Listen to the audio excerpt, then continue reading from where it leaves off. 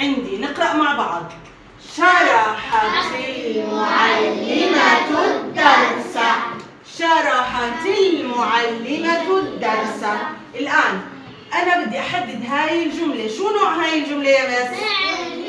جملة فعلية. كيف عرفت إنها فعلية؟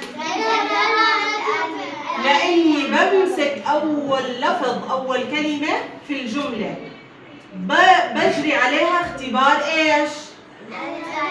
أيوة، بجري عليها الاختبار اللي هو عندي التعريف أو التنوين أو التاء المربوطة. بجرب أي وحدة فيهم. ماشي؟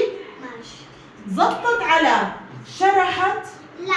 يلا نجرب نقول شرحتن، صح؟ ما بصير، صح؟ إذا هي شو؟ فعل. ما قبلت أي علامة من علامات الاسم، إذا هي فعل. شرحت نهاية الفعل شو كان عندي؟ تاء التأنيث الساكنة. يعني في عندي تاء ساكنة. شرحت. تمام؟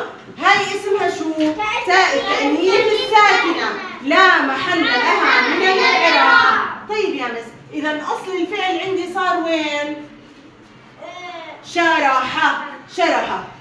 دلني على أي زمن؟ هل شرح الزمن الحاضر أم الزمن الماضي؟ الزمن الماضي. فإذا هو فعل مرتبط بزمن ماضي، فهو فعل ماض مبني على الفتح الظاهر على آخره. طيب رح تيجي تقول لي طب يا مس والتاء؟ رح نقول هاي تاء التأنيث الساكنة لا محل لها من الإعراب. رح تقول لي يا مس طيب كيف التاء عليها سكون وعليها كسرة؟ بصير؟ لا. ما بصير حركتين على نفس الحرف؟ لا. ما بيصير طبعا حركتين على نفس الحرف.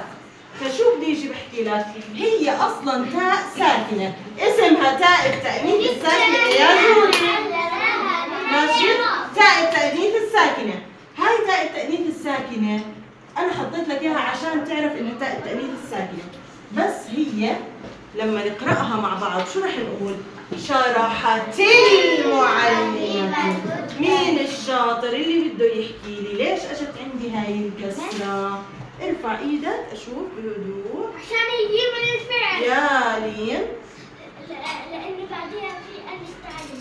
طيب وقال التعريف مالها؟ يلا مين يكمل؟ قال التعريف مالها؟ ايوه يا مريم. عشان نغير الفعل. قال التعريف تسقط؟ لا ما بتسقط كلها. يا جوري. بس عشان ما التقاء الساكنات. احسنتي، زقفة حامية للجوري. منع الالتقاء الساكنين. احنا متفقين انه اللغة العربية لا تبدأ بساكن ولا تقف على متحرك، وما بيلتقي فيها اي ساكنان. يعني سكون ورا سكون ما بزبط. حتقولي يا مس في عندي همزة الوصل، صح؟ همزة الوصل هاي وجدت اصلا حتى اتمكن من النطق بالساكن. ماشي؟ حتى اني اقدر ايش؟ انطق السكون. فحطينا عندي كسرة على التاء، هي بالاصل تاء التأنيث الساكنة، كسرنا عشان ما يصير سكونين ورا بعض، واحنا متفقين انها ايش؟ انه همزة الوصل هاي مالها؟ تسقط، تتخبى، صح؟ فصارت شرحت المعلمة. طيب خبينا على المعلمة، شو راح أسأل سؤال؟ راح أسأل من الذي شرح الدرس؟ المعلمة. لما أسأل بمن ويكون الجواب هو مين؟ المعلمة بيكون مين؟ فاعل مرفوع بالضم الظاهر على آخره. شو يعني فاعل؟ هو من قام بالفعل. يعني كتب الطالب الدرس. من الذي كتب الدرس؟ الطالب. إذا الطالب شو؟ فاعل مرفوع وعلامة رفعه. ممتاز. طيب احنا بدنا نخبي هلا على الدرس ونسأل سؤال ثاني. ما بدنا نسأل من، بدنا نسأل ماذا شرحت المعلمة؟ ماذا شرحت المعلمة؟ شو الجواب؟ الجواب راح يكون الدرس. إذا شرحت المعلمة إيش؟ الدرس. وقع الفعل على مين؟ على الدرس. الشيء اللي عملته المعلمة ما هو؟ شرحت الدرس، يعني اللي وقع عليه الفعل الدرس.